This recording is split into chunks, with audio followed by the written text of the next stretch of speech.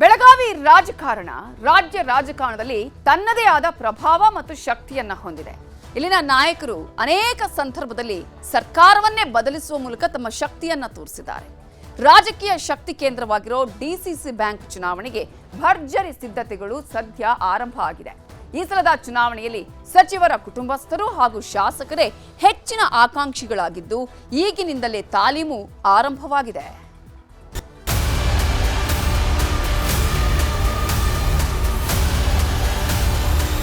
ಪಕ್ಷ ಬೇರೆ ಬೇರೆ ಆದರೂ ಒಂದೇ ಕಡೆ ಕುಳಿತು ಚರ್ಚೆ ಮಾಡುತ್ತಿರೋ ಬೆಳಗಾವಿಯ ಘಟಾನುಘಟಿ ನಾಯಕರು. ಬೆಳಗಾವಿ ಡಿಸಿಸಿ ಬ್ಯಾಂಕ್ ಮೇಲೆ ಯಾರು ಹಿಡಿತ ಹೊಂದಿರುತ್ತಾರೋ ಅವರೇ ಜಿಲ್ಲಾ ರಾಜಕಾರಣದ ಕೇಂದ್ರ ಬಿಂದುವಾಗಿರುತ್ತಾರೆ. ಚುನಾವಣೆಗೆ ಇನ್ನೂ 5 ತಿಂಗಳು ಬಾಕಿ ಇರುವಾಗಲೇ ಡಿಸಿಸಿ ಬ್ಯಾಂಕ್ ಚುನಾವಣೆಗೆ ಸ್ಪರ್ಧೆ ಮಾಡಲು ಆಕಾಂಕ್ಷಿಗಳು ಸಿದ್ಧತೆಯನ್ನು ಆರಂಭಿಸಿದ್ದಾರೆ. ಡಿಸಿಸಿ ಬ್ಯಾಂಕ್ಗೆ ಸ್ಪರ್ಧೆ ಮಾಡಬೇಕು ಅಂದರೆ ಮೊದಲು ಪಿಕೆಪಿಎಸ್ನಲ್ಲಿ ನಿರ್ದೇಶಕರಾಗಿ ಆಯ್ಕೆಯಾಗಬೇಕು. ಈಗಾಗಲೇ ಅನೇಕ ಪ್ರಭಾವಿಗಳು ಪಿಕೆಪಿಎಸ್ ಚುನಾವಣೆಯಲ್ಲಿ ಸ್ಪರ್ಧೆ ಮಾಡಿ ಗೆದ್ದು ಬಂದಿದ್ದಾರೆ. ಸಚಿವ ಕುಟುಂಬಸ್ಥರು ಹಾಗೂ ಹಾಲಿ ಮಾಜಿ ಶಾಸಕರೇ ಹೆಚ್ಚಿನ ಆಸಕ್ತಿ ತೋರುತ್ತಿದ್ದಾರೆ. ಬೆಳಗಾವಿ ತಾಲೂಕು ನಿರ್ದೇಶಕ ಸ್ಥಾನಕ್ಕೆ ರಾಹುಲ್ ಜಾರಕಿಹೊಳಿ ಆಕಾಂಕ್ಷಿ. ಖಾನಾಪುರದಿಂದ ಎಂಎಲ್ಸಿ ಚನ್ನರಾಜ್ ಹಟ್ಟಿಹೊಳಿ ಸ್ಪರ್ಧೆಗೆ ಪ್ಲಾನ್ ಮಾಡಿದ್ದಾರೆ. ರಾಮದುರ್ಗದಿಂದ ಶಾಸಕ ಅಶೋಕ್ ಪಟ್ಟಣ ಸ್ಪರ್ಧೆಗೆ ಸಿದ್ಧತೆ ಮಾಡಿಕೊಂಡಿದ್ದು, ಕಸಮರಿ ಗ್ರಾಮದಿಂದ ಪಿಕೆಪಿಎಸ್ ನಿರ್ದೇಶಕರಾಗಿ ಆಯ್ಕೆಯಾಗಿದ್ದಾರೆ.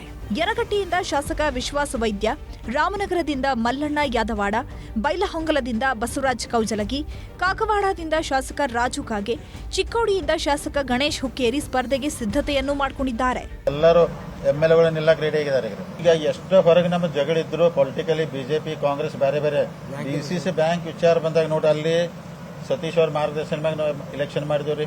ಅಧ್ಯಕ್ಷದು ಪ್ರಭಾಕರ್ ಕೋರೆ ಸಾವುಕಾರದವ್ರ, ಲಕ್ಷ್ಮಣ್ ಸೌದಿ ಅವರು ಅದಾರು, ರಮೇಶ್ ಕತ್ತಿದು ಕೆಲವೊಂದು ಟೈಮ್ನಾಗ ಸಲಹೆ ತಗೋದು. ಇಲ್ಲೆಲ್ಲ ಅಲ್ಲಿ ಬ್ಯಾಂಕ್ ಒಳಗಡೆ ಹೋದ ನಂತರ ಪಾಲಿಟಿಕ್ಸ್ ಒಟ್ಟ ಮಾಡೋದು. ಅಲ್ಲಿ ಪಾಲಿಟಿಕ್ಸ್ ಮಾಡಿದಾರೆ, ಅದ್ರ ಇಫೆಕ್ಟ್ ರೈತರಿಗೆ ಆಗ್ತದೆ. ಅದಕ್ಕೆ ಯಾವತ್ತು ಯಾರೇ ಇದ್ರು ಅಲ್ಲಿ ಮಾಡೋದು ಬೇಡ, ಹೊರಗಡೆ ರಾಜಕೀಯ ಮಾಡೋಣ. ನಾ ಅತಿ ಸ್ಪರ್ಧೆ ಮಾಡೋದಿಲ್ಲ, ಆದ್ರೆ ಇಲೆಕ್ಷನ್ ಮಾಡಿಸು, ನಮ್ದೇ ಟೀಮ್ ಗೆಲ್ಸು, ಮತ್ತೆ ನಾವು ಅಕ್ಟೋಬರ್ಗೆ ನಾವ ಗೆದ್ದು ನಮ್ಮ ಗ್ರೂಪ ಬರೋರು ನಾವು. ಈಗ ನಾವು ಎಲ್ಲ ಅಷ್ಟು ಮಂದಿ ಲೀಡರ್ ಕೂಡ ಬ್ಯಾಂಕ್ ಹಿತದೃಷ್ಟಿಯಿಂದ ಅನ್ಅಪೋಸ್ ಮಾಡಕ್ಕೆ ಟ್ರೈ ಮಾಡ್ತಾರೆ. ಅನಿವಾರ್ಯವಾಗಿ ಇಲೆಕ್ಷನ್ ಬರ್ತಂದ್ರೆ ಮತ್ತೆ ಇಲೆಕ್ಷನ್ ಮಾಡ್ತಾರೆ. ಮತ್ತೆ ಕಳೆದ ಚುನಾವಣೆಯಲ್ಲಿ ಆರ್ಎಸ್ಎಸ್ ಹಾಗೂ ಬಿಜೆಪಿ ನಾಯಕರಿಂದ ಸಂಧಾನದ ಫಲವಾಗಿ 12 ಸ್ಥಾನಗಳಿಗೆ ಅವಿರೋಧ ಆಯ್ಕೆ ನಡೆದಿತ್ತು. ಈಗ ಮತ್ತಷ್ಟು ಕುಟುಂಬಗಳು ಚುನಾವಣೆಗೆ ಸ್ಪರ್ಧೆ ಮಾಡಲು ಪ್ಲಾನ್ ಮಾಡಿಕೊಂಡಿವೆ. ಈ ಮೂಲಕ ವಿಧಾನಸಭೆ, ಲೋಕಸಭೆ ಚುನಾವಣೆ ಮೇಲೂ ಕಣ್ಣಿಟ್ಟಿವೆ. ಚಂದ್ರಕಾಂತ್ ಸುಗಂಧಿ, ನ್ಯೂಸ್ 18 ಬೆಳಗಾವಿ.